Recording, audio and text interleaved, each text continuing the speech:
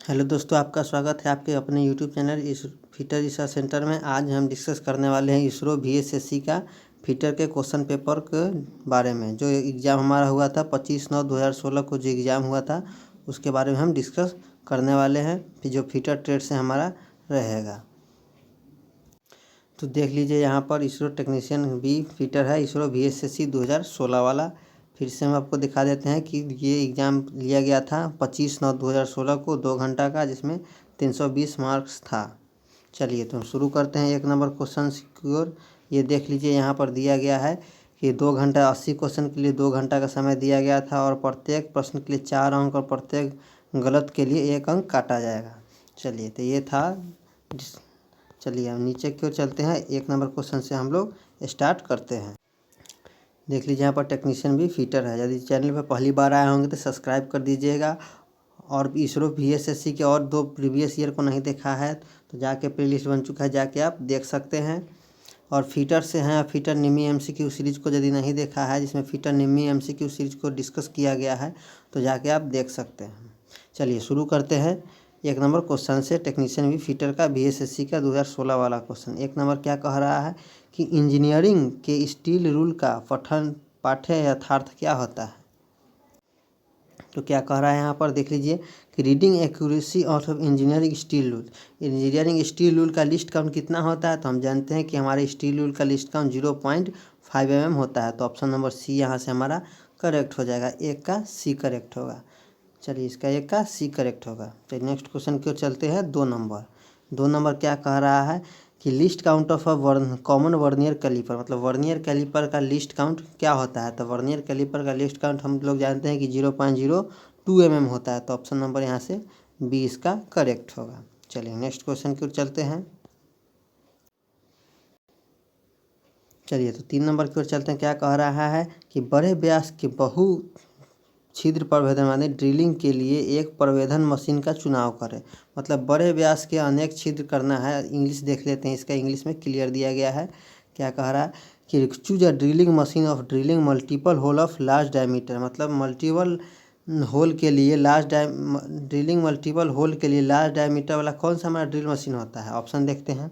सिंसेटिव bench drilling machine, pillar drilling machine, column drilling machine या radial drilling machine. तो इसका answer क्या होगा, इसका आंसर होगा radial drilling machine. Option number D correct होगा यहाँ से, रेडियल ड्रिलिंग मशीन। चलिए नेक्स्ट क्वेश्चन की ओर चलते हैं। चलिए तो 4 नंबर हमारा क्या कह रहा है यहाँ से कि बाय स्मेल्टिंग आयरन और वी गेट, मतलब स्मेल्टिंग आयरन और की हिंदी देख लेते कि लौ एस के प्रगलन से डैश की प्राप्ति होती है। तो स्मेल्टिंग आयरन से कौन सा प्राप्ति होती है, तो हमारा पिग आयरन करेक्ट हो जाएगा। ऑप्शन नंबर बी इसरो ने करेक्ट मारा है। 4 का बी, इसरो ने करेक्ट माना है पिग आयरन को। चलिए नेक्स्ट क्वेश्चन की ओर चलते हैं, 5 नंबर की ओर। चलिए तो 5 नंबर क्या कह रहा है कि मृदुलता प्राप्त करने, इंग्लिश देखते हैं इसका। क्या कह रहा है कि in the heat treatment of steel to obtain softness, improve machinability, increase ductility, to relieve internal stress and to refine the grain size is called. मतलब वो कौन सा ऑपरेशन है, ऑपरेशन हीट ट्रीटमेंट का वो प्रक्रिया है जिस कारण से हम उसको इम्प्रूव मशीनबिलिटी करते हैं, इंक्रीज डक्टिलिटी करते हैं और इंटरनल स्ट्रेस को रिलीव करते हैं और ग्रेन साइज को रिफाइन करते हैं। तो हमारा कौन सा होता है, ऑप्शन देखते हैं। एनिलिंग, टेम्परिंग, नाइट्राइडिंग या हार्डनिंग। तो हमारा कौन सा होता है, तो हमारा होता है एनिलिंग। एनिलिंग करने का उद्देश्य होता है कि हम उसको मशीनबिलिटी इंक्रीज करें, सॉफ्टनेस इंक्रीज करें और डक्टिलिटी इंक्रीज करें और ग्रेन साइज को रिफाइन करना, ये एनिलिंग के अंतर्गत आता है। ऑप्शन नंबर ए यहाँ से करेक्ट हो जाएगा 5 का। चलिए नेक्स्ट क्वेश्चन की ओर चलते हैं। 6 नंबर। 6 नंबर क्या कह रहा है कि इंजीनियरिंग के वॉइस का माप स्पेसिफाई किससे किया जाता है। The size of an engineer's vice is specified by the. तो हम जानते हैं कि वॉइस का साइज जो होता है स्पेसिफाई किससे करते हैं, तो जबड़े की चौड़ाई से करते हैं। तो ऑप्शन नंबर बी यहाँ से करेक्ट होगा, विथ ऑफ द जॉ। तो ऑप्शन नंबर बी यहाँ से करेक्ट होगा, जॉ की चौड़ाई से। तो 6 का बी यहाँ से हमारा करेक्ट हो जाएगा। चलिए नेक्स्ट क्वेश्चन की ओर चलते हैं। 7 नंबर। 7 नंबर क्या कह रहा है कि स्क्राइबर आर मेड ऑफ, तो स्क्राइबर किससे बनता है? तो हम जानते हैं कि स्क्राइबर हमारा हाई कार्बन स्टील से बनता है, तो ऑप्शन नंबर सी यहाँ पर हमारा करेक्ट होगा। चलिए नेक्स्ट क्वेश्चन की ओर चलते हैं।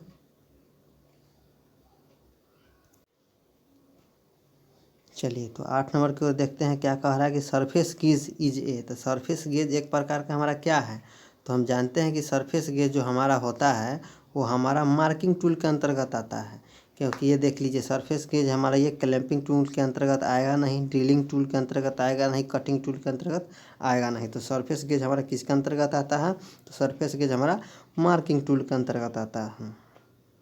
ऑप्शन नंबर ए यहाँ से हमारा करेक्ट हो जाएगा, मार्किंग टूल। चलिए नेक्स्ट क्वेश्चन की ओर चलते हैं। 9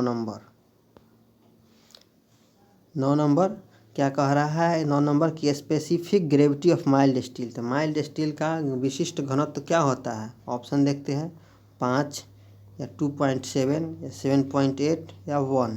तो हम जानते हैं कि माइल्ड स्टील का अपेक्षिक घनत्व होता है 7.4 होता है, 7.4 होता है माइल्ड स्टील का अपेक्षिक घनत्व। चलिए तो और हम आपको बताते हैं किसका कितना घनत्व होता है। चलिए तो हम बताते हैं कि माइल्ड स्टील का घनत्व होता है 7.8। और हम आपको बता दें कि सबसे पहले आता है, सबसे ज़्यादा घनत्व किसका होता है? तो गोल्ड का होता है, सोना का। तो आपका सोना का होता है गोल्ड। 1 मिनट आपको हम बताते हैं, देख लीजिए। ये होता है गोल्ड। गोल्ड का कितना होता है? तो गोल्ड का होता है 19.30 ग्राम पर सेंटीमीटर क्यूब, ग्राम पर सेंटीमीटर क्यूब होता है गोल्ड का, 19.30 होता है। उसके बाद टंगस्टन का होता है, उसके बाद टंगस्टन का होता है हमारा 19.25 ग्राम पर सेंटीमीटर क्यूब। उसके बाद हमारा होता है लीड हमारा होता है शीशा, उसका होता है 11.34 ग्राम पर सेंटीमीटर क्यूब। उसके बाद आता है हमारा है, इसके बाद आता है सिल्वर। इसके बाद सिल्वर चांदी जो होता है उसका होता है 10.49 ग्राम पर सेंटीमीटर क्यूब। और बताते हैं हम आपको, सिल्वर के बाद आता है कॉपर जिसको हम तांबा बोलते हैं। तो कॉपर का हमारा होता है 8.96 ग्राम पर सेंटीमीटर क्यूब होता है। उसके बाद आता है माइल्ड स्टील, जो हमारा होता है ये माइल्ड स्टील होता है 7.8 ग्राम पर सेंटीमीटर क्यूब होता है। उसके बाद आता है हमारा एल्युमिनियम। उसके बाद आता है हमारा एल्युमिनियम का होता है 2.7 ग्राम पर सेंटीमीटर क्यूब। तो हम सारे मेटल के लगभग बता चुके हैं कितना होता है सो। तो इसका आंसर क्या होगा? सी होगा, माइल्ड स्टील का 7.8 ग्राम पर सेंटीमीटर क्यूब। चलिए नेक्स्ट क्वेश्चन की ओर चलते हैं। 10 नंबर हमारा क्या कह रहा है कि कास्ट, रबर, चमड़ा आदि के रेतन के लिए उपयुक्त फाइल क्या है? तो हम the file used of filing would, rubber, leather. तो हम जानते हैं कि जो कौन सा फाइल होता है जो वुड को मतलब लकड़ी को, रबर को और लेदर को रेतने के लिए किया जाता है, उसका कौन सा फाइल होता है? तो हमारा रैस्प कट फाइल होता है। तो ऑप्शन नंबर सी यहाँ से करेक्ट हो जाएगा, 10 का सी करेक्ट होगा, रैस्प कट फाइल। तो ऑप्शन 10 का ऑप्शन नंबर सी यहाँ से करेक्ट होगा। चलिए नेक्स्ट क्वेश्चन की ओर चलते हैं। 11 नंबर क्या कह रहा है? पेज में M12 गुने 1.25 अभिहित है। तो 1.25 अभिहित किसको करता है? मतलब कि कह रहा है कि थ्रेड में M12 गुने 1.25 है। तो 1.25 क्या दर्शा रहा है? ऑप्शन देखते हैं, पेज का व्यास, सॉरी इंग्लिश में बोलेंगे डायमीटर ऑफ थ्रेड, या पिच ऑफ द थ्रेड, या एंगल ऑफ द थ्रेड, या distance between crest and root of the thread. तो इसका आंसर क्या हो जाएगा? तो 1.25 हमारा क्या दर्शा रहा है? तो पिच ऑफ द थ्रेड दर्शा रहा है। तो 11 का हमारा बी करेक्ट हो जाएगा, पिच ऑफ द थ्रेड। एम जो है हमारा मीट्रिक साइज दर्शा रहा है, जो 12 हमारा साइज है। चलिए तो इसका आंसर होगा बी करेक्ट होगा, 11 का बी। चलिए नेक्स्ट क्वेश्चन की ओर चलते हैं। 12 नंबर क्या कह रहा है? 12 नंबर कि name the instrument used for checking and gap between mating parts. मतलब कि मेटिंग पार्ट्स के बीच के गैप को जांच करने के लिए किस यंत्र का उपयोग किया जाता है? तो ऑप्शन देखते हैं, radius gauge, feeler gauge, fillet gauge, या ड्रिल गेज। तो हमारा कौन सा गेज होता है? तो मेटिंग पार्ट्स के बीच के अंतराल को चेक करने के लिए हम फीलर गेज का प्रयोग करते हैं। तो ऑप्शन नंबर बी यहाँ से करेक्ट होगा, 12 का। 12 का ऑप्शन नंबर बी करेक्ट हो जाएगा हमारा, फीलर गेज। चलिए नेक्स्ट क्वेश्चन की ओर चलते हैं, 13 नंबर। चलिए 13 नंबर डिस्कस करते हैं। क्या कह रहा है, एक छिद्र में विवर्धन और परिसर्जन की प्रक्रिया को कहते हैं, इंग्लिश देखते हैं। The process of enlarging and finishing a hole is known as, मतलब होल में जब हम उसको एक होल में दिया गया है उसको हम इनलार्ज मतलब बड़ा और फिनिशिंग करने की प्रक्रिया को क्या कहते हैं। ऑप्शन देखते हैं, counter boring, counter sinking, reaming या स्पॉट फेसिंग। तो हम जानते हैं कि किसी होल को बड़ा करने और उसको फिनिश करने के लिए हम रीमिंग करते हैं। तो ऑप्शन नंबर सी यहाँ से करेक्ट हो जाएगा, 13 का सी, रीमिंग। चलिए नेक्स्ट क्वेश्चन की ओर चलते हैं। चलिए तो 14 नंबर देखते हैं। क्या कह रहा है कि बॉल पिन हैमर का उपयोग सामान्यतः डैश के लिए किया जाता है। ऑप्शन देखते हैं, वेल्डिंग, रिवेटिंग, वेंडिंग या रिमूवेबल नेल्स। तो हम जानते हैं कि बॉल पिन हैमर का यूज हम किस में करते हैं, तो रिवेटिंग के लिए करते हैं। 14 का बी यहाँ से करेक्ट हो जाएगा, रिवेटिंग। यदि वीडियो अच्छा लग रहा है तो लाइक करें, शेयर करें और नए पहली बार आए हैं तो सब्सक्राइब जरूर करें। चलिए तो 14 का क्या हो जाएगा, 14 का हमारा बी हो जाएगा कि बॉल पिन हैमर का यूज किस लिए किया जाता है, तो रिवेटिंग करने के लिए किया जाता है। चलिए नेक्स्ट क्वेश्चन की ओर चलते हैं, 15 नंबर।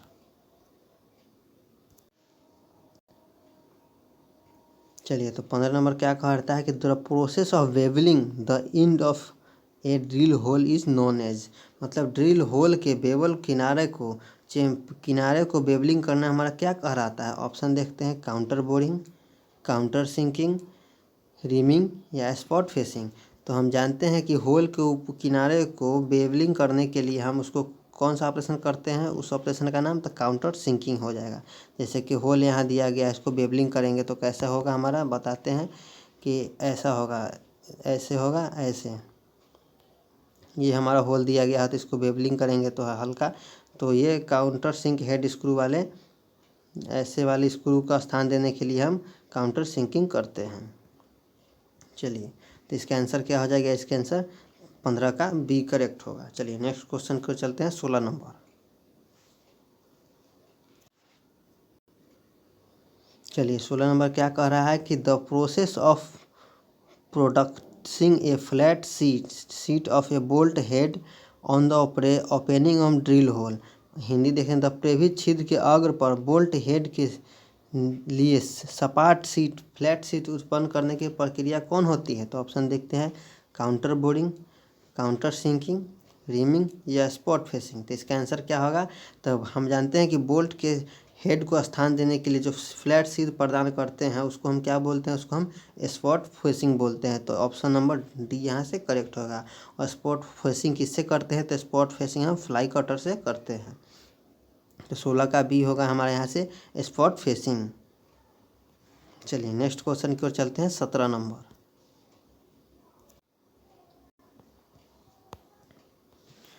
चलिए 17 नंबर क्या कह रहा है कि एक ही औजार से प्रवेधन और काउंटर सिंकिंग के प्रयुक्त प्रचानल को क्या कहते हैं। देखते हैं इंग्लिश क्या कह रहा है, the combination operation of drilling and counter sinking with one tool is known as, मतलब कि वह कॉम्बिनेशन टूल क्या है जिसे ड्रिलिंग और काउंटर सिंकिंग एक ही टूल से हम करते हैं, उसको क्या बोलते हैं। ऑप्शन देखते हैं, central drilling, gang drilling, radial drilling या काउंटर बोरिंग। तो उसको हम क्या बोलते हैं, उसको हम सेंट्रल ड्रिलिंग बोलते हैं। 17 का ए हमारा यहाँ से करेक्ट हो जाए कि सेंट्रल ड्रिलिंग से ही हम काउंटर सिंकिंग और ड्रिलिंग कर सकते हैं। एक ही बार चलाएंगे तो होल भी हमारा हो जाएगा और काउंटर सिंकिंग भी बन जाएगा। तो ऑप्शन नंबर ए यहाँ से हमारा करेक्ट हो जाएगा। चलिए नेक्स्ट क्वेश्चन की ओर चलते हैं, 18 नंबर। चलिए तो 18 नंबर क्या कह रहा है कि प्राकृतिक अपघर्षक का उदाहरण क्या है। ऑप्शन देखते हैं, silicon carbide, tungsten carbide, corundum या कैल्शियम कार्बाइड। तो इसका आंसर क्या हो जाएगा, तो इसका आंसर सी होगा, कोरंडम। कि कोरंडम जो होता है हमारा प्राकृतिक नेचुरल एब्रेसिव है, और ये सिलिकॉन कार्बाइड, टंगस्टन कार्बाइड, ये कैल्शियम कार्बाइड ये हमारा आर्टिफिशियल एब्रेसिव के अंतर्गत आ जाएगा। एमरी, डायमंड, कोरंडम हमारा प्राकृतिक एब्रेसिव के अंतर्गत आता है। तो ऑप्शन नंबर सी यहाँ से 18 का करेक्ट होगा। चलिए नेक्स्ट क्वेश्चन की ओर चलते हैं, 19 नंबर। चलिए 19 नंबर देखते हैं क्या कह रहा है कि gas welding nozzle are made of, तो गैस वेल्डिंग नोजल किससे बना होता है? तो ऑप्शन देखते हैं, एल्युमिनियम, स्टील, कॉपर, ब्रास। तो हम जानते हैं कि गैस वेल्डिंग नोजल जो होता है हमारा किससे बना होता है? तो हमारा कॉपर से बना होता है। तो ऑप्शन नंबर सी यहाँ से करेक्ट हो जाएगा। और एक क्वेश्चन और पूछता है कि कॉपर किसका मिश्रण है? तांबा। तो पीतल किसका मिश्रण? तांबा एंड जिंक का मिश्रण होता है। सॉरी, ब्रास का। एक मिनट, यहाँ ब्रास जो पूछा जाता है, ब्रास किसका मिश्रण होता है? तो तांबा एंड जिंक का मिश्रण होता है। चलिए, तो गैस वेल्डिंग नोजल किसका बना होता है? तो हमारा कॉपर का बना होता है। ऑप्शन नंबर सी यहाँ से करेक्ट होगा। चलिए नेक्स्ट क्वेश्चन 20 की ओर चलते हैं। क्या कह रहा है 20 नंबर हमारा क्वेश्चन? चलिए, तो 20 नंबर देख रहे हैं। क्या कह रहा है कि the melting point of mild steel. तो माइल्ड स्टील का मेल्टिंग पॉइंट कितना होता है?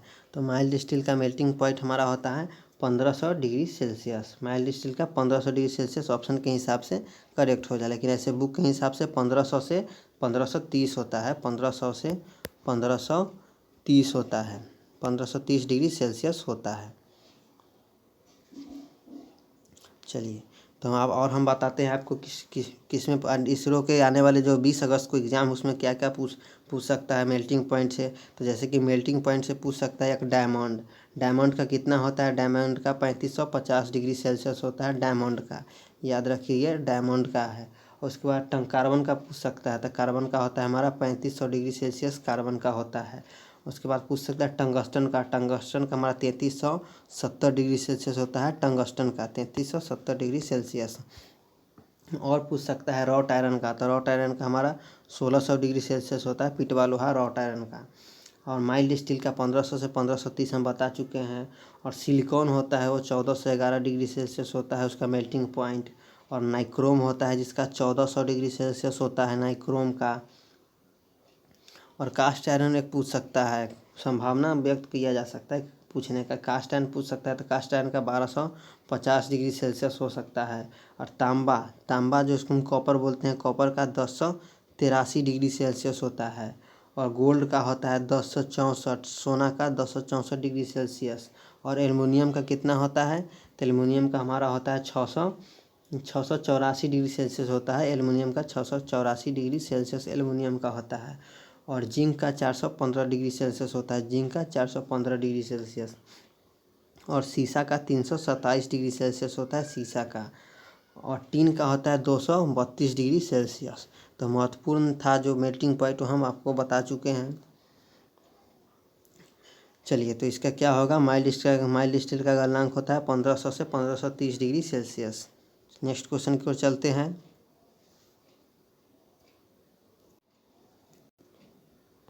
चलिए नेक्स्ट क्वेश्चन चलते हैं। 21 नंबर क्या कह रहा है कि lathe bed are usually made of.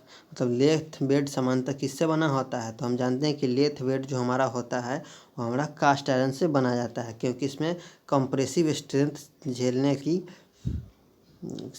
शक्ति ज़्यादा होती है। तो ऑप्शन नंबर बी यहाँ से करेक्ट होगा। कास्ट आयरन झटका सहन कर सकता है, इसलिए कास्ट आयरन का प्रयोग किया जाता है। जैसे कि लेथ मशीन का बेड बनाया जाता है, flat bed ways, V bed ways, combination bed ways, ये सब कास्ट आयरन का बनाया जाता है, क्योंकि झटके को सहन कर लेता है। चलिए नेक्स्ट क्वेश्चन की ओर चलते हैं। 22 नंबर क्या कह रहा है कि dead centre is lathe centre fix is. Hindi देखते कि डेड सेंटर लेथ केंद्र है जो किस ओर स्थित रहता है। तो जो हमारा डेड सेंटर है, तो लेथ का डेड सेंटर जो होता है वो किस ओर रहता है? तो हम जानते हैं कि लेथ का डेड सेंटर हमारा टेल स्टॉक की ओर होता है। तो ऑप्शन नंबर बी यहाँ से हमारा करेक्ट हो जाएगा। चलिए नेक्स्ट क्वेश्चन की ओर चलते हैं। क्या कह रहा है 23 नंबर क्वेश्चन। 23 नंबर क्या कह रहा है कि भारतीय मानक ब्यूरो द्वारा फाइलों के निम्नलिखित ग्रेडों की संतुष्टि की गई है। तो इसका ऑप्शन क्या होगा? इसका आंसर क्या होगा? तो इसका आंसर होगा, देख लेते हैं। इसका answer rough, bastard, second cut, smooth and dead smooth. ये ऑप्शन नंबर बी यहाँ से करेक्ट होगा। ये दिया गया, क्योंकि रफ सेकेंड कस्ट 1 नंबर होगा नहीं, 2 नंबर बास्टेड से स्टार्ट किया तो ये होगा नहीं, 3 नंबर बास्टेड इसमें सेकेंड का स्मूथ 3 ही दिया है तो ये होगा नहीं। तो इसका आंसर क्या होगा? इसका आंसर बी होगा। पहले रफ होगा, उसके बाद बास्टेड, उसके बाद सेकेंड कट, उसके बाद स्मूथ, उसके बाद डेड स्मूथ, उसके बाद यदि जोड़ना चाहते हैं सुपर डेड स्मूथ हो जाएगा। तो ऑप्शन नंबर डी यहाँ से इसका करेक्ट हो जाएगा। Sorry B, option number B यहाँ से आपका करेक्ट हो जाएगा।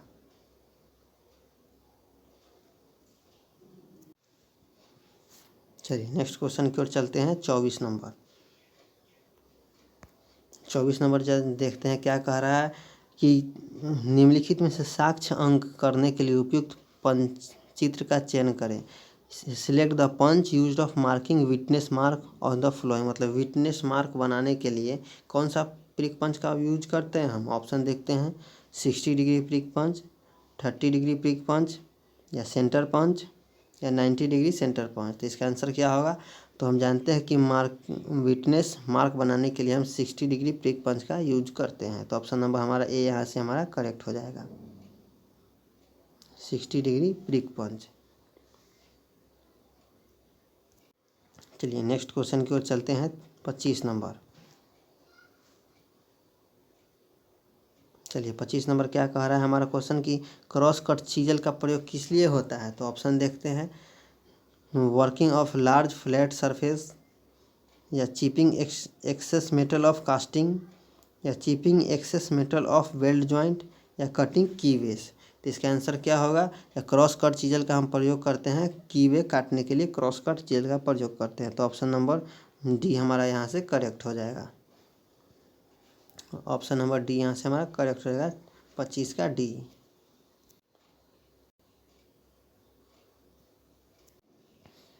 चलिए नेक्स्ट क्वेश्चन की ओर चलते हैं। 26 नंबर 26 नंबर क्या कह रहा है हमारा कि the most suitable pitch of the hexa blade of cutting thin tubing.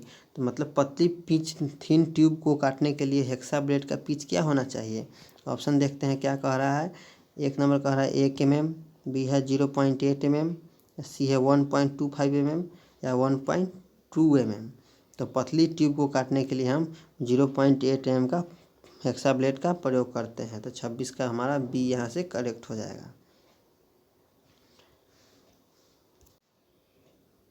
तो 26 का हमारा बी करेक्ट होगा यहाँ से। चलिए नेक्स्ट क्वेश्चन की ओर चलते हैं। 27 नंबर 27 नंबर क्या कह रहा है कि डैश के जरिए ड्रिलिंग मशीन के स्पिंडल पर ड्रिल चक आसंजित किया जा सकता है। हिंदी देखते हैं इसका क्या कह रहा है कि drill chuck are fitted the drilling machine spindle by mean of, मतलब ड्रिल चक स्पिंडल में किसके माध्यम से फिट किया जा सकता है? ऑप्शन देखते हैं आर्बर, ड्रिफ्ट, नर्लिंग रिंग, या पिनियन एंड की। तो इसका आंसर क्या हो जाएगा? इसका आंसर होगा आर्बर। आर्बर के जरिए से हम ड्रिलिंग मशीन के स्पिंडल पर ड्रिल चक को हम फिट करते हैं। तो आर्बर हमारा आंसर करेक्ट हो जाएगा ए, 27 का ए। चलिए नेक्स्ट क्वेश्चन की ओर चलते हैं। क्या कह रहा है 28 नंबर की a drift is used for. Drift का यूज हम कहाँ करते हैं? तो ड्रिल ड्रिफ्ट का यूज करते हैं हम ड्रिल मशीन में जो taper socket sorry taper drill bit जो होता है उसको रिमूव करने के लिए हम मशीन स्पिंडल से रिमूव करने के लिए करते हैं। तो ऑप्शन नंबर इसका क्या हो जाएगा? ऑप्शन नंबर ए करेक्ट हो जाएगा, 28 का ए करेक्ट होगा कि remove the drill from machine spindle से ड्रिल को रिमूव करने के लिए हम ड्रिल ड्रिफ्ट का प्रयोग करते हैं। तो ऑप्शन नंबर ए यहाँ से आपका करेक्ट हो जाएगा।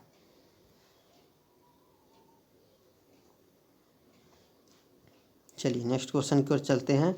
29 number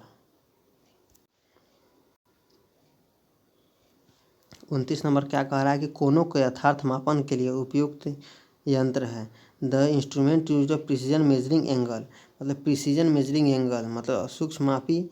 the instrument of the precision measuring angle थे। एंगल को सूक्ष्म मापी कौन करता है? एंगल को मापता कौन है? तो vernier calliper, vernier bevel protractor, micrometer, या कॉम्बिनेशन से। तो इसका आंसर क्या हो जाएगा? इसका आंसर होगा वर्नियर बेवल प्रोटेक्टर, 29 का बी करेक्ट हो जाएगा। कॉम्बिनेशन सेट से भी हम एंगल मापते हैं लेकिन सूक्ष्मता में हम नहीं माप सकते हैं, इसमें 1 डिग्री तक ही माप सकते हैं। लेकिन वर्नियर बेवल प्रोटेक्टर हम 5 मिनट की सटीकता को माप सकते हैं। 1 डिग्री में 60 मिनट होता है, तो सोच लीजिए ये 5 मिनट को वर्नियर बेवल प्रोटेक्टर माप देगा। तो ऑप्शन नंबर बी करेक्ट हो जाएगा यहाँ से 29 का बी करेक्ट हो जाएगा। चलिए नेक्स्ट क्वेश्चन की ओर चलते हैं।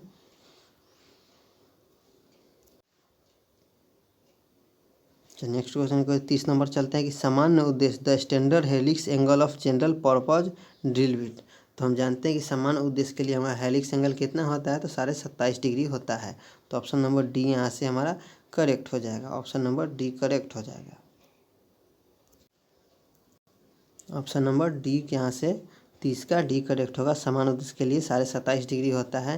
लेकिन हम आपको बताते हैं कि हेलिक्स एंगल किस लिए, हेलिक्स एंगल 3 प्रकार से निर्दिष्ट किया जाता है। हार्ड के लिए, हार्ड मेटल के लिए, एक नॉर्मल मेटल के लिए, एक सॉफ्ट मेटल के लिए। हार्ड मेटल के लिए कितना होता है, तो हार्ड मेटल के लिए हमारा होता है 10 डिग्री से 13 डिग्री होता है हार्ड मेटल के लिए।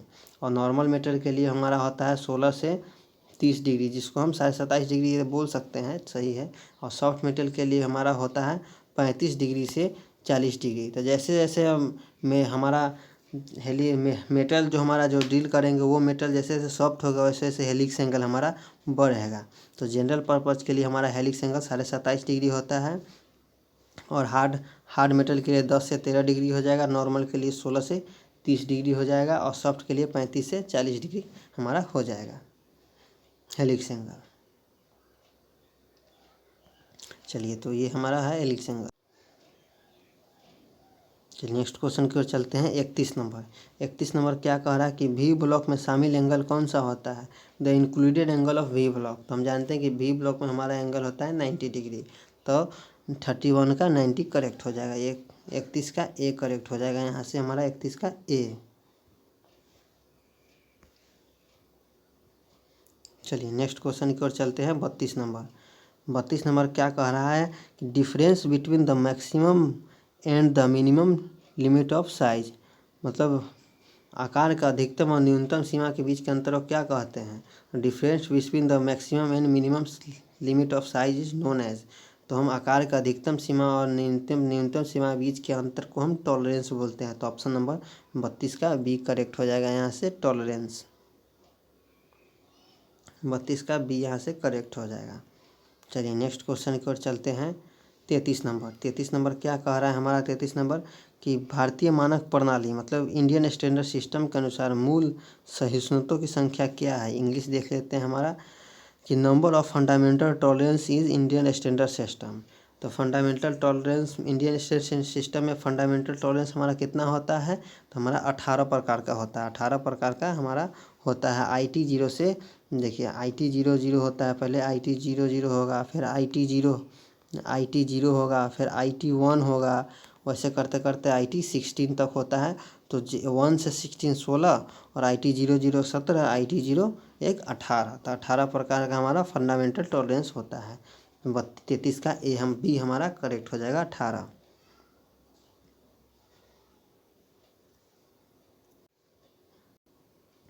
चलिए नेक्स्ट क्वेश्चन की ओर चलते हैं। 34 नंबर। 34 नंबर क्या कह रहा है कि होल बेसिस सिस्टम में lower deviation of H hole basis system hole का न्यूनतम विचलन क्या होता है। तो हम जानते हैं कि होल बेसिस सिस्टम में हमारा होल का न्यूनतम विचलन 0 mm होता है। ऑप्शन नंबर ए करेक्ट हो जाएगा 0 mm। ये नहीं होगा, ये तीनों नहीं होगा। ये क्वेश्चन रिपीट करता है। इसरो का जान लीजिए आप कि इसरो का कोई भी प्रीवियस ईयर इसरो VSSC का हो, SDSC का, IPRC को हो, LPSC को हो, HFSC को, किसी भी डिपार्टमेंट का हो, आपको सभी को पढ़ के जाना है एग्ज़ाम में। क्योंकि लगभग 50% से अब ज़्यादा क्वेश्चन रिपीटेड करते हैं प्रीवियस ईयर से, इसलिए हम प्रीवियस ईयर को जानते हैं ज़्यादा। या फिटर से हो, मशीनिस्ट से हो, या टर्नर से हो, किसी के ट्रेड से हो, फिटर टर्नर मशीनिस्ट तीनों मिलाकर ही क्वेश्चन सेम ही रहता है, थोड़ा मोड़ा डिफरेंस रहता है। इसलिए आप प्रीवियस ईयर पढ़ के जरूर जाए, चाहे किसी भी डिपार्टमेंट का फिटर ट्रेड से हो, इसरो के किसी भी डिपार्टमेंट का हो। चलिए तो 34 का हमारा ए करेक्ट हो जाएगा। चलिए 35 नंबर की ओर चलते हैं हम। 35 नंबर क्या कह रहा है कि the filler material use of brazing is the filler material used in brazing in. Option देखते हैं माइल्ड स्टील, या 450 से ऊपर गलनांक के युक्त अलौह धातु, या 450 से ऊपर गलनांक के युक्त लौह धातु, या स्टेनलेस स्टील। तो इसका आंसर क्या हो जाएगा, इसका आंसर हो जाएगा बी 450 से ऊपर युक्त अलौह धातु। Non ferrous alloy with melting point above 450 degree Celsius. तो 35 का बी हमारा यहाँ से करेक्ट हो जाएगा।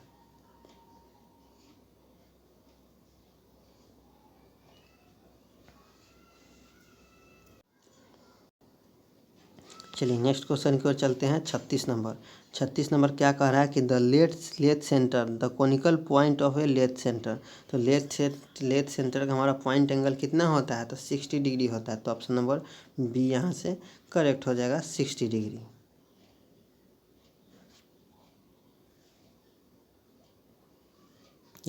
यदि मैं गलत बताऊंगा तो कमेंट जरूर कीजिए, क्योंकि मैं अभी नया हूँ। यदि वीडियो बनाते समय कन्फ्यूजन नहीं रहता, लेकिन हड़बड़ाहट में बोला जाता है। चलिए, तो 36 का हो जाएगा, बी करेक्ट होगा, 60 डिग्री। चलिए नेक्स्ट क्वेश्चन की ओर चलते हैं। 37 हमारा क्या कह रहा है कि what is the lathe centre generally used of taper turning. मतलब लेथ टेपर टर्निंग में लेथ सेंटर हमारा साधारणतः यूज होने वाला लेथ सेंटर कौन है। ऑप्शन देखते हैं, फिर से क्वेश्चन एक बार देख लीजिए कि what is the lathe centre general use of taper turning.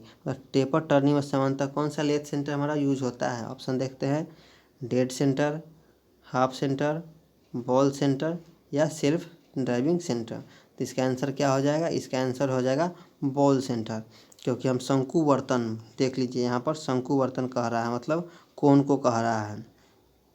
तो शंकु वर्तन के लिए कौन सा करते हैं, तो हम बॉल सेंटर हमारा करेक्ट इसरो ने माना है। 37 का सी यहाँ से आपका करेक्ट हो जाएगा। चलिए नेक्स्ट क्वेश्चन की ओर चलते हैं।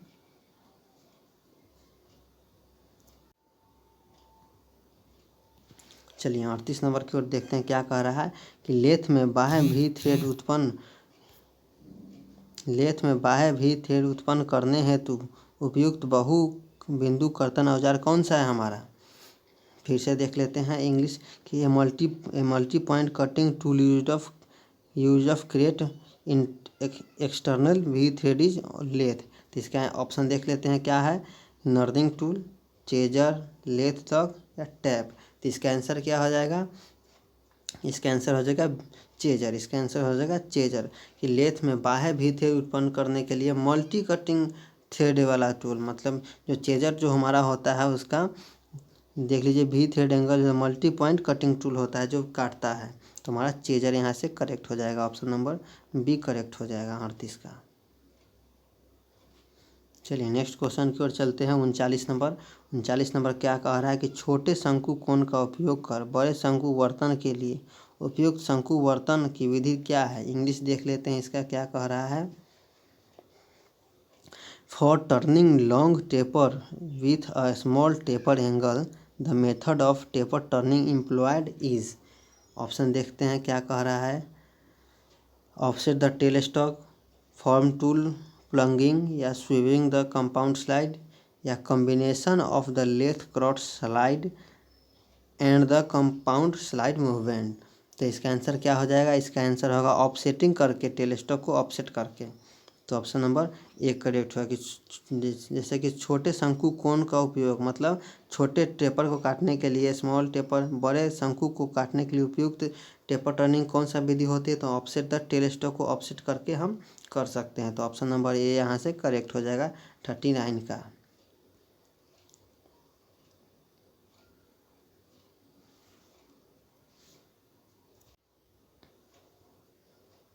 चलिए नेक्स्ट क्वेश्चन की ओर चलते हैं। 40 नंबर क्या कह रहा है कि the purpose of relief groups is to, मतलब रिलीफ ग्रुप्स का पर्पज क्या होता है। तो ऑप्शन देखते हैं, maintain to required type of fit या ensure contact between surface within any obstruction या मेक द लुब्रिकेशन, या डी नंबर में है adjust the component of to play. तो इसका आंसर क्या हो जाएगा, इसका आंसर होगा ensure contact between surface without any obstruction, मतलब बिना किसी रुकावट के पृष्ठ के बीच में संपर्क को सुनिश्चित करने के लिए हम रिलीफ ग्रुप्स का इस्तेमाल करते हैं। तो ऑप्शन नंबर यहाँ से बी करेक्ट हो जाएगा, 40 का बी करेक्ट होगा।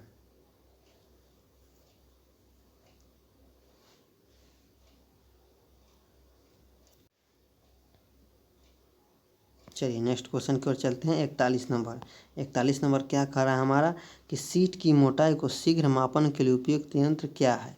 सीट की मोटाई को मापने के लिए तो ऑप्शन देखते हैं feeler gauge, fillet gauge, drill gauge, standard wire gauge.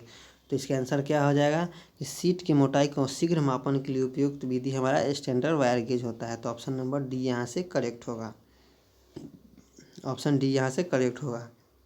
और एक स्टैंडर्ड वायर गेज में सिस्टम होता है कि जैसे हमारा वायर गेज है यहाँ पर कटा रहता है, जैसे जैसे हमारा साइज़ नंबर बढ़ेगा वैसे वैसे जैसे जैसे होल का साइज, जैसे कि होल का नंबर बढ़ेगा वैसे वैसे हमारा वायर का साइज, सीट की साइज पतली होती जाएगी। इसमें उल्टा होता है, तो ये ध्यान रखिएगा आप लोग। चलिए नेक्स्ट को 42 नंबर देखते हैं।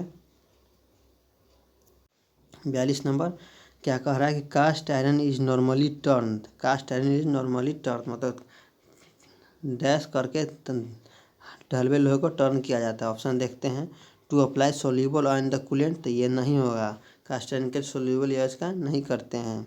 ऑप्शन देखते हैं B number drive without any coolant, और सी देखते हैं to applying strain cutting oil as a coolant, तो ये नहीं होगा।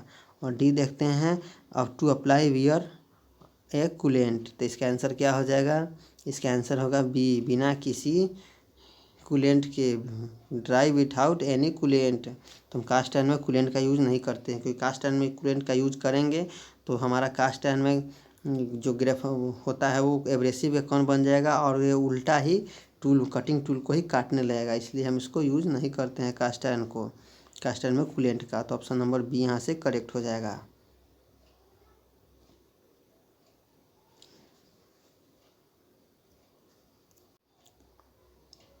42 का बी यहाँ से करेक्ट होगा। नेक्स्ट क्वेश्चन चलते हैं 43। क्या क्या कह रहा है कि समान उद्देश्य के लिए उपयुक्त ड्रिल बिट का पॉइंट एंगल कितना होता है। तो समान उद्देश्य के लिए ड्रिल बिट का पॉइंट एंगल हमारा 118 डिग्री होता है। तो ऑप्शन नंबर बी 43 का बी करेक्ट हो जाएगा, 118 डिग्री।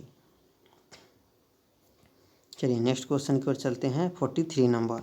43 नंबर क्या कह रहा है कि लोहे के निर्माण हेतु कौन सा अयस्क का उपयोग नहीं किया जाता है।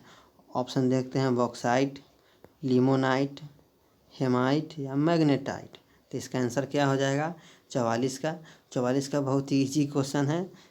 देखते हैं कि लोहे का निर्माण में किसका उपयोग नहीं किया जाता है। तो इसका उपयोग तो बॉक्साइट का उपयोग नहीं किया जाता है। बॉक्साइट से कौन सा प्राप्त होता है, तो हमारा एल्युमिनियम का अयस्क होता है बॉक्साइट। बॉक्साइट से हमारा एल्युमिनियम प्राप्त होता है। बाकी ये 3 दिया गया है, लिमोनाइट, हेमाटाइट, मैग्नेटाइट, तो हमारा लोहा का अयस्क है। तो हमारा यहाँ पर हो जाएगा 44 का, 44 का एक हो जाएगा, एक करेक्ट हो जाएगा बॉक्साइट। चलिए नेक्स्ट क्वेश्चन की ओर चलते हैं। हम टेक्निकल क्वेश्चन पर ज़्यादा फोकस कर रहे हैं। चलिए 45 नंबर क्या करना है, the thread used of carpenter vice, मतलब कारपेंटर वाइस में कौन सा थ्रेड हमारा यूज होता है। तो कारपेंटर वाइस में ऑप्शन देख लेते हैं square thread, saw tooth thread, trapezoidal thread या वी थ्रेड। तो क्या आंसर हो जाएगा हमारा कारपेंटर वाइस में, तो कारपेंटर वाइस में हमारा सॉ टूथ थ्रेड होता है। तो ऑप्शन नंबर बी यहाँ से करेक्ट हो जाएगा 45 का, 45 का बी हो जाएगा सॉ टूथ थ्रेड।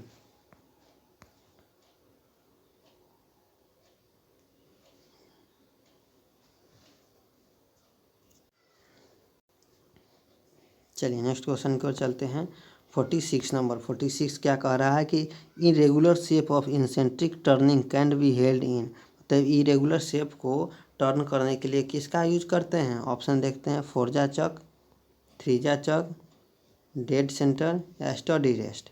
तो क्या होता है इरेगुलर शेप को इंसेंट्रिक टर्निंग के लिए इरेगुलर शेप के जॉब को किस में हम फिक्स करते हैं, तो हमारा फोर्जा चक होता है। यदि फोर्जा चक और फेस प्लेट दोनों होता है, दोनों दिया गया हो तो फेस प्लेट को हम लोग करेक्ट मारेंगे, लेकिन यहाँ पर दिया गया है एक ही, तो हमारा फोर्जा चक के लिए इरेगुलर शेप के लिए फोर्जा चक करेक्ट हो जाएगा। 46 का ए करेक्ट होगा, तो हमारा 46 का एक करेक्ट आंसर। चलिए नेक्स्ट क्वेश्चन 47 की ओर चलते हैं।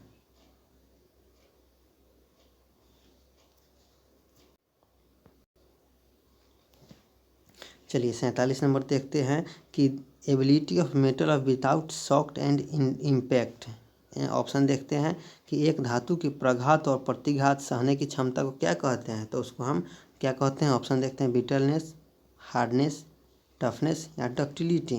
तो उसको हम क्या बोलते हैं, उसको हम टफनेस बोलते हैं कि ability of metal without shock and impact, मतलब एक धातु की प्रघात और प्रतिघात सहने की क्षमता को हम टफनेस बोलते हैं। और डक्टिलिटी में हम पतली तार बना सकते हैं, आप जानते हैं। हार्डनेस आप जानते हैं। ब्रिटलनेस भंगुरता का गुण होता है, ये आप जानते हैं। चलिए नेक्स्ट क्वेश्चन की ओर चलते हैं। 48 नंबर।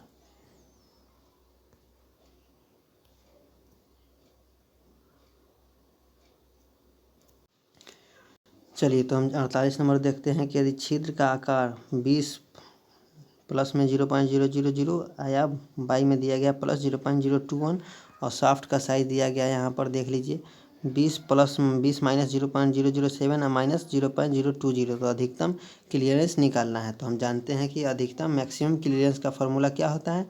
तो मैक्सिमम क्लियरेंस का फॉर्मूला होता है होल का हाई लिमिट, और शाफ्ट का लो लिमिट। तो होल का हाई लिमिट कितना है, तो होल का हाई लिमिट हमारा है, चलिए तो हम जानते हैं कि 48 नंबर का कि होल का अधिकतम क्लियरेंस किसका फॉर्मूला क्या होता है, होल का हाई लिमिट माइनस शाफ्ट का लो लिमिट। तो होल का हाई लिमिट हमारा क्या है, होल का हाई लिमिट ये देखिए 0.021 है, और शाफ्ट का लो लिमिट क्या है, तो 0.0020 है। तो इसका क्या हो जाएगा, इसका हो जाएगा 19, इधर से हो जाएगा क्या, 1 मिनट, इसका हो जाएगा 21.021 और एक हो जाएगा 19.080। तो इसको कैलकुलेशन करेंगे तो हमारा आंसर क्या हो जाएगा, इसका आंसर 0, एक में से 0 घटाएंगे तो 1, ये हो जाएगा 12 में से 8 घटाएंगे तो 4।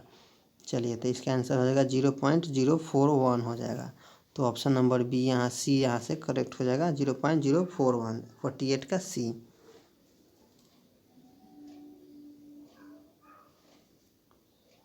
चलिए तो 48 का सी यहाँ से करेक्ट हो जाएगा। चलिए नेक्स्ट क्वेश्चन की ओर चलते हैं। 49 क्या कह रहा है कि the convex face is turn east cause due to, Hindi देख लेते हैं कि वर्तन के दौरान कनकेव फेस के कारण क्या होता है। तो ऑप्शन देख लेते हैं, क्या कहता है कि औजार का अनुचित क्लैंपन, ब्लंट टूल, क्रेज का बंद हो जाना, औजार के केंद्र में सेट न होना। तो इसका क्या हो जाएगा, इसका आंसर हो जाएगा औजार का अनुचित क्लैंपन, कि वर्तन के दौरान मतलब टर्निंग के दौरान कनकेव फेस हो जाएगा तो औजार का अनुचित क्लैंपन हो जाएगा। तो ऑप्शन नंबर ए हमारा यहाँ से करेक्ट हो जाएगा 49 का।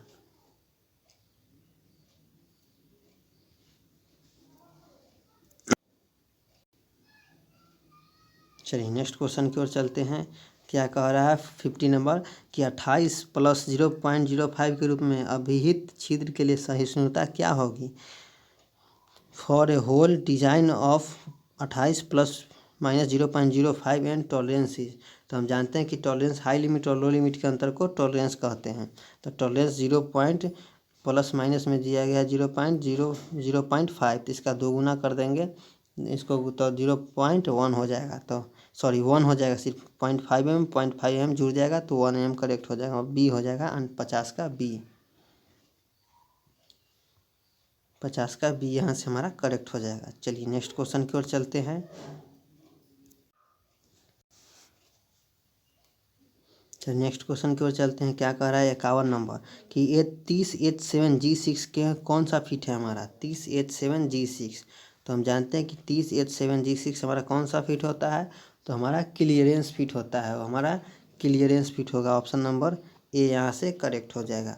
और इसके एक ध्यान रखिएगा कि हमेशा 30H जो होता है H 30H हमारा एकदम कॉन्फर्म रहेगा कि फिक्स रहेगा। और कभी कभी पूछेगा यदि हमारा 30H रहेगा, H7 ये हो गया, और G के जगह पर हमारा K पूछ दे, K7 पूछ जाती है, ये कौन सा फिट होगा, उसके लिए हम बताते हैं आपको।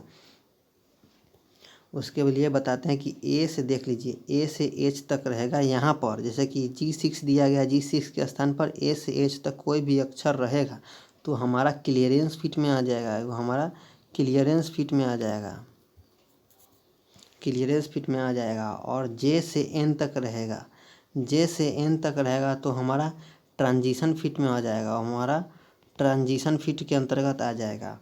और पी से लेके जेड तक रहेगा, पी से लेके जेड तक रहेगा तो हमारा इंटरफेरेंस फिट में आ जाएगा, इंटरफेरेंस फिट में आ जाएगा। तो ये आप लोग याद कर लीजिए अच्छे से कि ए से एच रहेगा तो क्लियरेंस फिट, जे से एन रहेगा तो ट्रांजिशन फिट, और P से Z रहेगा तो इंटरफेरेंस फीट। ये H कांस्टेंट रहेगा हमेशा, ये G6 रहेगा, यही हमेशा चेंज होता रहता है। कभी D6 पूछ देता है, कभी F7 पूछ देता है, कभी P6 पूछ देता है। तो उसके लिए ध्यान आप लोग रखिएगा कि A से H तक होगा, A से H तक होगा तो उसको हम क्लियरेंस फिट बोलते हैं, और J से N तक रहेगा तो उसको हम ट्रांजिशन फिट बोलते हैं, और P से Z तक रहेगा उसको हम इंटरफेरेंस फिट बोलते हैं। तो ये आपका क्लियर होना चाहिए।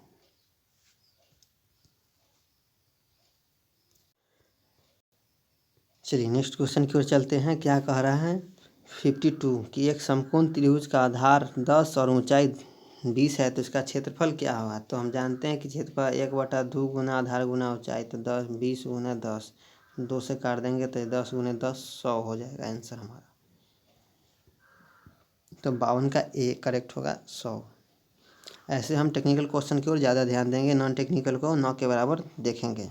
चलिए ये टेक्निकल क्वेश्चन हमारा 53 300 mm लंबाई से युक्त एक मानक हेक्सा ब्लेड में 375 दांत है तो ब्लेड का सेट किससे किया करेंगे। तो 375 दांत है, 300 mm का है, 375 दांत, तो हमारा कौन सा किस में हो जाएगा। तो इसके लिए हो जाएगा 300 देख लीजिए, 300 बाई 375 दांत हो जाएगा। इसको कटिंग करेंगे तो क्या हो जाएगा, हमारा पॉइंट में चला आएगा तो हमारा फाइन में होगा, वो हमारा फाइन में होगा, फाइन एंड वेब सेट में होगा। तो ऑप्शन नंबर डी यहाँ से फाइन एंड वेब सेट दिया गया है। तो 53 का हमारा डी हो जाएगा फाइन एंड वेब सेट। चलिए नेक्स्ट क्वेश्चन की ओर चलते हैं। चलिए नेक्स्ट क्वेश्चन की ओर चलते हैं।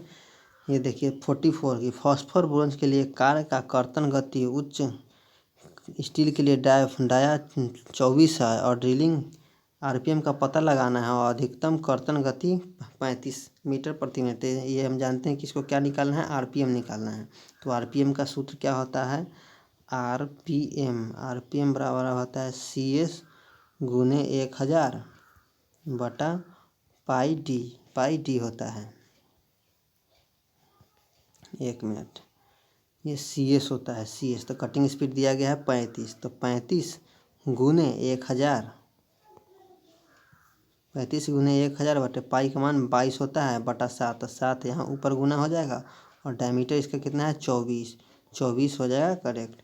तो इसको काटेंगे तो क्या हो जाएगा, इसको काटेंगे, एक मिनट इसको काट देंगे फिर से बताते हैं। चलिए तो इसको कैलकुलेट करेंगे तो ये देख लीजिए हमारा ये 20 दिया गया है, ये 20 है, 20 गुने 1000 बटे पाई का मान 22 बटा 7, 22 ये है, 7 हमारा ये है। तो ये देख लीजिए 20 से 20 काट देंगे, ये 22 से 2 से 11 बेर में कटेगा, ये 2 से 500 बेर में कटेगा। तो ये 500 गुने 7, ये 7 पचे 3500 बाई 11। तो इसको कैलकुलेट करेंगे तो क्या आ जाएगा, 318 पॉइंट कुछ आता है। तो ऑप्शन देखते हैं हम, 318 नहीं है तो ऑप्शन है ये करेक्ट हो जाएगा, लगभग के 400 करेक्ट होगा। 54 का बी यहाँ से ए करेक्ट हो जाएगा, 54 का ए करेक्ट होगा। चलिए नेक्स्ट क्वेश्चन की ओर चलते हैं। क्या कह रहा है नेक्स्ट क्वेश्चन 55 नंबर। चलिए 55 नंबर क्या करें, 60 डिग्री के बिंदु कोण के साथ यदि चीजल का आनती कोण 39 डिग्री है तो उसका परिष्करण कोण कितना होता है। तो जैसे कि ये हमारा चीजल है, ये हमारा चीजल है, ये यदि जिसका झुकाव एंगल 60 डिग्री पॉइंट एंगल बना रहा है तो यहाँ से ये देखिए 39 डिग्री ये है, ये 39 डिग्री हो जाएगा, 39.5, तो ये 9.5 होगा, 9.5 होगा। 30 डिग्री इसमें से घटा देंगे, ये 30 डिग्री घटा देंगे तो क्या हो जाएगा इसका आंसर, तो इसका आंसर 9.5 हो जाएगा। 55 का बी यहाँ से हमारा करेक्ट हो जाएगा, 55 का बी यहाँ से हमारा करेक्ट हो जाएगा। चलिए नेक्स्ट क्वेश्चन की ओर चलते हैं। क्या कह रहा है नेक्स्ट क्वेश्चन 56 नंबर की, एक वर्नियर कैलिपर में, चलिए तो इसको देखते हैं हम कि एक वर्नियर कैलिपर में यदि वर्नियर स्केल 100 mm है और x mm लेने हैं, x mm लेते हैं और वर्नियर स्केल में 0.01 mm है तो x का मान पता लगाना है। तो x का मान वर्नियर मेन स्केल पूछ रहा है तो हम जानते हैं कि हमेशा एक कम होता है कि तो इसका 99 हो जाएगा। कभी कभी जैसे कि हम 0.02 वर्नियर कैलिपर वाला होता है 0.02, तो उसको मेन स्केल को 49 को डिवीज़न को वर्नियर स्केल के 50 डिवीज़न में बांटा जाता है। तो ये हमारा एक कम होता है, तो कहीं भी होगा तो हमारा एक कम होगा। तो 100 में से एक कटा देंगे तो 99 हमारा करेक्ट हो जाएगा। ये हमारा करेक्ट हो जाएगा 56 का 99। ये हमेशा पूछते रहता है। चलिए नेक्स्ट क्वेश्चन की ओर चलते हैं। क्या कह रहा है 57 क्या कह रहा है कि एक छड़ के व्यास का मापन मीट्रिक में उपयोग किया। एक माइक्रोमीटर रेंज 100 से 150 mm है और बैरल ग्रेजुएशन 16.5 है और थिम्बल ग्रेजुएशन 28 दिया गया है। तो छड़ का व्यास मापना है। तो सबसे पहले क्या हो जाएगा, 100 mm का है तो इसका लिस्ट काउंट हो जाएगा 100 mm हो जाएगा, 100 mm हो जाएगा। ठीक है, उसके बाद कह रहा है कि बैरल ग्रेजुएशन 16.5 दर्शा रहा है, तो इसको 16.5 दर्शा रहा है। ठीक है, उसके बाद 28 थिम्बल डिवीज़न है। तो हम जानते हैं कि एक डिवीज़न का मान 0.01 होता है, तो 28 डिवीज़न का मान 0.28 हो जाएगा, तो 0.28 हो जाएगा। तीनों को जोड़ देंगे तो 8, 5 2 7 और ये 6 और 1 116.78 116.78 हमारा यहाँ से करेक्ट आंसर होगा। तो ऑप्शन नंबर क्या है 116.78, तो डी हो जाएगा 57 का डी।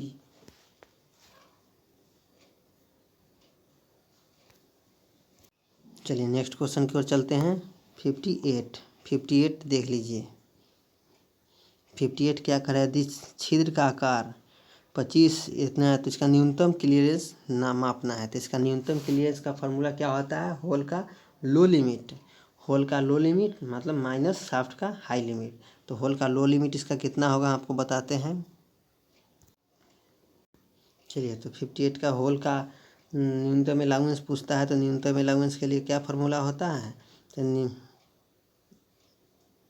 होल का लो लिमिट माइनस शाफ्ट का हाई लिमिट। तो इसका आंसर क्या हो जाएगा, इसका आंसर हो जाएगा हमारा बी करेक्ट हो जाएगा 58 का।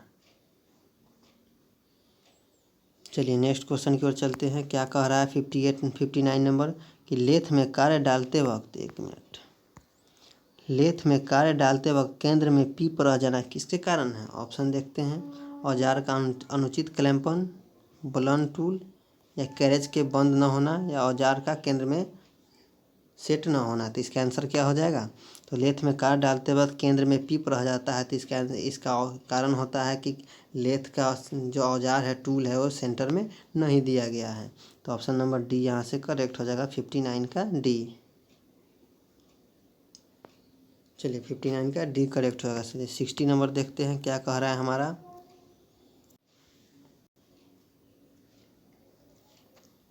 60 नंबर देखते हैं कि the maximum side relief angle provided to parting tool is.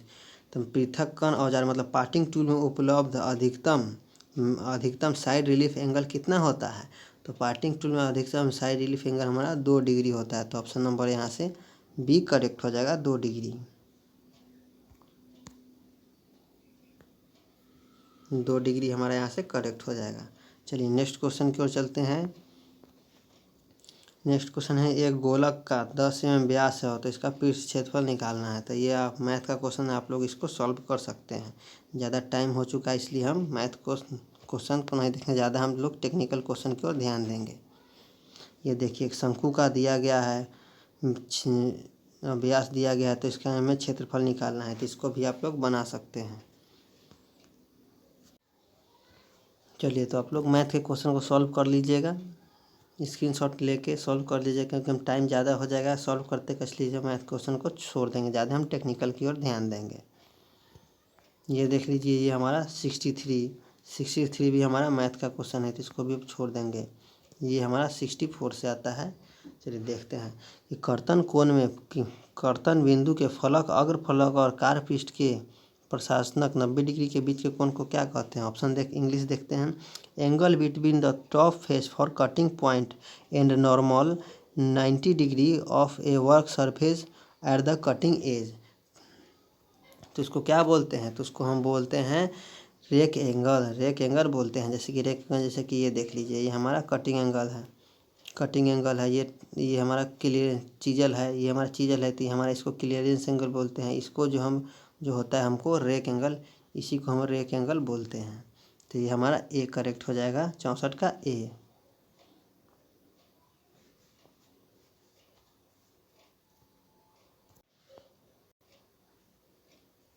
चलिए नेक्स्ट क्वेश्चन देखते हैं 65 नंबर। 65 नंबर क्या कह रहा है हमारा कि यदि एक आइसोमेट्रिक पेज का मुख्य व्यास 6 mm तथा पिच 1 mm है तो इसके लिए संतुष्ट टैप ड्रिल साइज क्या होता है।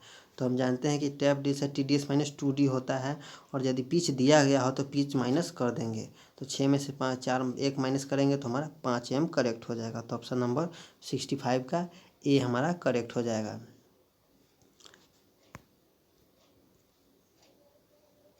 65 का ए करेक्ट हो जाएगा 5 mm। चलिए नेक्स्ट क्वेश्चन की ओर चलते हैं हम 66 नंबर। चलिए 66 नंबर RPM निकालना है कि यदि माइल्ड स्टील का कटिंग गति इतना है 20 मीटर प्रति मिनट और डायमीटर इतना है तो RPM निकालना है। तो RPM का फार्मूला क्या होता है, RPM बराबर होता है CS गुने 1000 होता है पाई डी। कटिंग स्पीड कितना है 20 गुने डायमीटर के 1000 डायमीटर नीचे होगा तो पाई होगा तो पहले 22 और 7 ऊपर चलेगा। डायमीटर हमारा 20 है तो 20 से 20 कट देंगे, 2 से 11, 2 से 500, तो 7 बचे 3500। 3500 बटे 11, तो इसको कैलकुलेट करेंगे 318 पॉइंट कुछ आता है, 318 पॉइंट कुछ आएगा। तो इसका आंसर क्या हो जाएगा, इसका आंसर होगा, देखते हैं ऑप्शन में, तो आंसर ए हो जाएगा 66 का ए, कि लगभग में 318 होता है तो हमारा 320 करेक्ट हो जाएगा। चलिए 66 का ए हमारा यहाँ से करेक्ट है।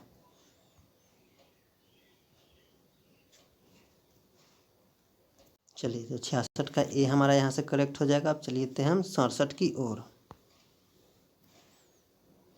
67 नंबर क्या कह रहा है कि tool will rub again to work surface and the cutting force increase भी, मतलब औजार कार पृष्ठ पर रगड़ने और कटिंग बल बढ़ेगा तब क्या होगा, हमारा रगड़ेगा तो क्लियरेंस हमारा एंगल हो जो हमारा घट जाएगा। तो ऑप्शन नंबर बी यहाँ से हमारा करेक्ट होगा 67 का बी। जैसे कि ये देख लीजिए, ये हमारा चीजल दिया गया है, ये हमारा क्लियरेंस एंगल होगा। तो हमारा औजार टूल रगड़ेगा कब, जब ये हमारा क्लियरेंस एंगल घटेगा। जैसे कि क्लियरेंस एंगल घटेगा तो कैसे हो जाएगा, ये हमारा क्लियरेंस एंगल है, जैसे कि हमारा अभी क्लियरेंस बन रहा है, इसका क्लियरेंस घट जाएगा तो चीजल ऐसे हो जाएगा, ऐसे होगा तो कांटेक्ट इसका ज़्यादा क्लियरेंस एंगल घट जाएगा, तभी तो ये रगड़ेगा, ये रगड़ रहा है। तो इसका आंसर क्या हो जाएगा, क्लियरेंस एंगल घट जाने से हमारा कार पृष्ठ पर रगड़ेगा। तो ऑप्शन नंबर बी यहाँ से करेक्ट होगा 67 का।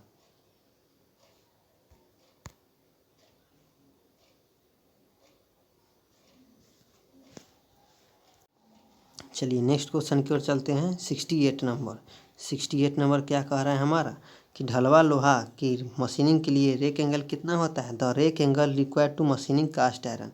तो कास्ट आयरन की रेक एंगल कितना होता है, तो कास्ट आयरन के रेक एंगल हमारा 0 डिग्री होता है, कास्ट आयरन के रेक एंगल 0 डिग्री होता है। तो 68 का बी क्या करेक्ट होगा यहाँ से, 68 का बी यहाँ से हमारा करेक्ट होगा। चलिए नेक्स्ट क्वेश्चन की ओर चलते हैं 69 नंबर। 69 नंबर क्या कह रहा है कि twist drill helix angle twist drill diameter the. Twist drill में हेलिक्स एंगल के किससे निर्धारित करता है। तो ऑप्शन देखते हैं, clearance angle, rake angle, point angle या इंक्लिनेशन एंगल। तो हम जानते हैं कि हेलिक्स ट्विस्ट ड्रिल में हेलिक्स एंगल जो निर्धारित करता है वो हमारा रेक एंगल पर निर्धारित करता है। तो हमारा रेक एंगल करेक्ट हो जाएगा बी, 69 का बी करेक्ट हो जाएगा रेक एंगल।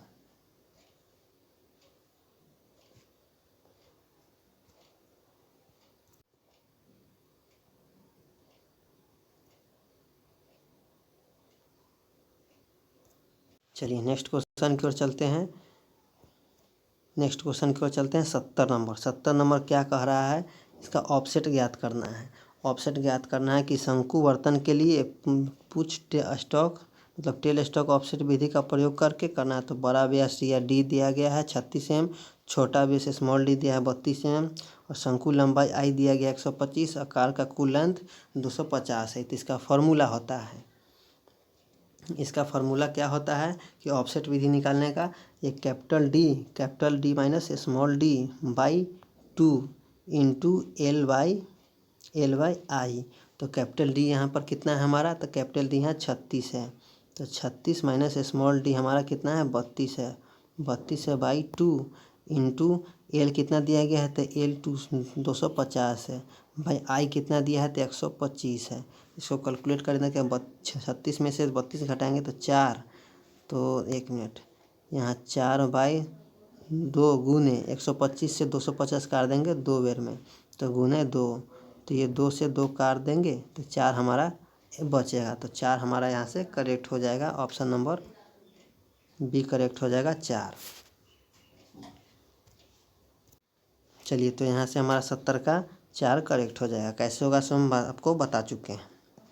फार्मूला इसका होता है, आप लोग याद रखिए, D minus small D by 2 into L by I correct हो जाएगा। ये हमारा फार्मूला है, इस फार्मूला से करते हैं तो हमारा 4 करेक्ट आंसर मिलता है। चलिए, तो 70 का हमारा आंसर बी करेक्ट होगा।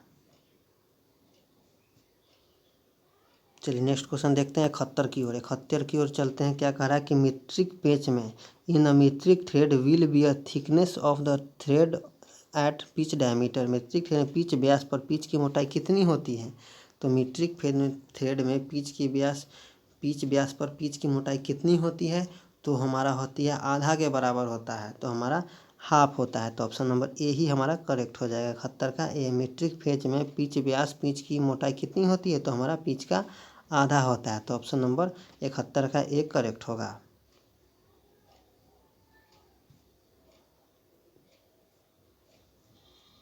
चलिए, नेक्स्ट क्वेश्चन की ओर चलते हैं। 72 नंबर क्या कह रहा है देख लीजिए। 72 नंबर क्या है, 25H7P6 क्या है, H7P6 क्या है। तो हम जानते हैं कि 25 देख लीजिए यहाँ पर 72 में 25H7P6, तो H7P6 हमारा इंटरफेरेंस फिट के अंतर्गत आएगा, तो ऑप्शन नंबर सी यहाँ से करेक्ट हो जाएगा। तो इंटरफेरेंस कैसे होता है, तो आपको बताते हैं याद करने का ट्रिक। क्योंकि ये 25H7 जो होता है, H7 हमेशा फिक्स रखता है, H हमारा फिक्स रहेगा होल साइज। ये P6 होता है, यही हमेशा चेंज होते रहता है, P6 G6 K6 R6 F6। इसके लिए हम आपको बताते हैं ट्रिक याद करने का। इसका याद करने का ट्रिक होता है कि ए से यदि ए से लेके एच तक पूछ रहा है, यदि ये P6 है, यदि ए से लेके एच के अंडर पूछेगा तो हमारा हो जाएगा क्लियरेंस फिट, वो हमारा क्लियरेंस फिट हो जाएगा। और जे से लेके हमारा एन तक पूछेगा तो हमारा ट्रांजिशन फिट हो जाएगा, वो हमारा ट्रांजिशन फिट के अंतर्गत आ जाएगा। और पी से लेके जेड तक पूछेगा तो हमारा इंटरफेरेंस फिट के अंतर्गत आ जाएगा, तो हमारा इंटरफेरेंस फिट के अंतर्गत आएगा। तो ये आप लोग याद कर लीजिएगा अच्छे से, इससे आपका इसका जो कोई भी क्वेश्चन होगा आप इसे सॉल्व कर सकते हैं। चलिए, नेक्स्ट क्वेश्चन की ओर चलते हैं। चलिए, तो नेक्स्ट क्वेश्चन की ओर चलते हैं। 73 नंबर 73 क्या कह रहा है कि लंबाई 20 में युक्त घन, ये मैथ का क्वेश्चन है। तो मैथ का क्वेश्चन हम लोग सॉल्व नहीं करेंगे क्योंकि टाइम ज़्यादा हो चुका है। मैथ का क्वेश्चन आप लोग स्क्रीनशॉट लेके सॉल्व कर सकते हैं। इसका आंसर हम बता देते हैं कि इसका आंसर 2400 आएगा, इसका आंसर 2400 आएगा। चलिए, नेक्स्ट क्वेश्चन की ओर चलते हैं। 74 नंबर कि at room temperature plane carbon steel contains, मतलब रूम टेम्परेचर में प्लेन कार्बन स्टील क्या होता है। ऑप्शन देखते हैं, ferrite and cementite, ferrite and पियरलाइट and cementite, या उपयुक्त तीनों। तो इसका आंसर क्या हो जाएगा, इसका 74 का आंसर हो जाएगा हमारा उपयुक्त तीनों। फेराइट, सीमेंटाइट और पियरलाइट जो सामान्य ताप पर हमारा होता है रूम में प्लेन कार्बन स्टील, उसमें तीनों गुण होता है, फेराइट, सीमेंटाइट और पियरलाइट। तो इसका आंसर क्या हो जाएगा, इसका आंसर डी हो जाएगा।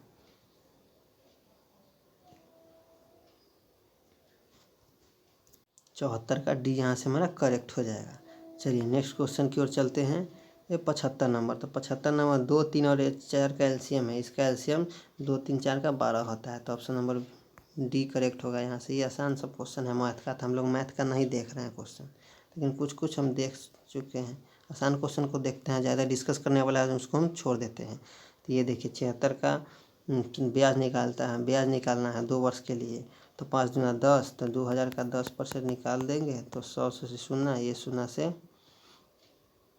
ये कट जाए, 200 हमारा यहाँ से करेक्ट हो जाएगा, 76 का ये करेक्ट होगा। चलिए नेक्स्ट क्वेश्चन की ओर चलते हैं। ये भी मैथ का क्वेश्चन है, ये हमारा हाइट एंड डिस्टेंस है, तो ये आप लोग बना सकते हैं। इसका आंसर हम आपको बताते हैं, इसका आंसर 3 मीटर आएगा। चलिए नेक्स्ट क्वेश्चन की ओर चलते हैं। ये भी हमारा 78 मैथ का क्वेश्चन है, तो आप लोग इसको बना सकते हैं। हम लोग ज़्यादा टेक्निकल की ओर चलते हैं। ये देख लीजिए, ये 79 का है, ये भी मैथ का क्वेश्चन है कि 50 किलोमीटर की गति से 30 मिनट में चलती है, तो अगले 30 मिनट 60 किलोमीटर की गति से इसका औसत गति क्या होगी, तो इसका क्या हो जाएगा, इसका हो जाएगा डी करेक्ट होगा 55 किलोमीटर। और ये देखिए लास्ट क्वेश्चन है 80 नंबर की, त्रिकोण का पता लगाना है 2, 7 और 11 के अनुपात में है, तो 2, 7, 11 है, तो क्या हो जाएगा 180 डिग्री हमारा होता है, 180 डिग्री होता है, तो 180 बाई 11, 11, 7, 11, 7, 18, 2,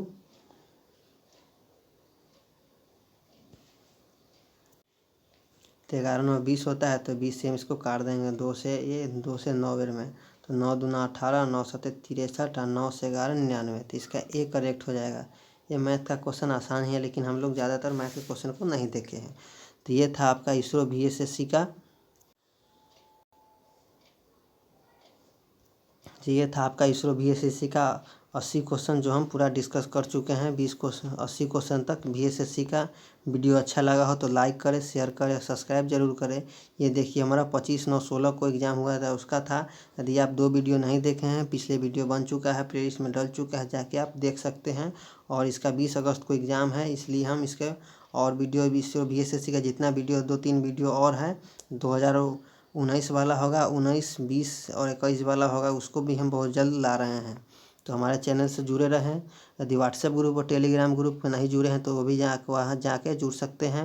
और फीटर निम्मी MCQ सीरीज़ वाला वीडियो नहीं देखे हैं, इसमें फीटर निम्मी के MCQ सीरीज़ को MCQ को हर क्वेश्चन को हम सॉल्व करा चुके हैं, तो आप प्लेलिस्ट बन चुका है, जाके आप वहाँ देख सकते हैं। वीडियो लास्ट तक देखने के लिए आपका धन्यवाद। वीडियो अच्छा लगा हो तो लाइक करें, शेयर करें, और पहली बार आए हो तो सब्सक्राइब जरूर करें। चलिए वीडियो देखने के लिए आपका लास्ट तक धन्यवाद।